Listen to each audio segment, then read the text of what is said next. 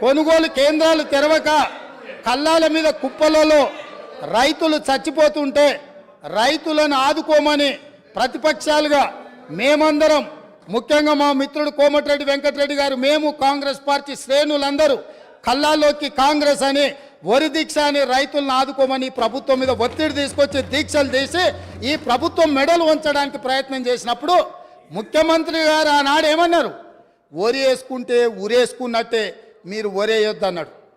నేను అడుగుతున్న అధ్యక్ష మీ ద్వారా ఈరోజు అక్కడ కూర్చున్న వాళ్ళను, ఆనాడు చెరుకు కానీ, పత్తి కానీ, మిర్చి కానీ, సోయాబీన్ కానీ, పసుపు కానీ, కందులు కానీ, మినుములు కానీ పండించకుండా, ఆ రైతులకు సహకారం అందించకుండా, ఆ రైతులను అందరినీ వరి పండించడానికి మళ్ళించి వరి పండించినప్పుడు ఒరేస్తే ఉరేసుకున్నట్టే అని చెప్పిన ఈ ప్రభుత్వం, ఈ పార్టీ, ఈ నాయకుడు రైతులందరినీ ఒరేసుకోవద్దని చెప్పి ఈ ప్రబుద్ధుడు మాత్రం ఫామ్ హౌస్లో 150 ఎకరాలలో వరి పండించింది అధ్యక్ష.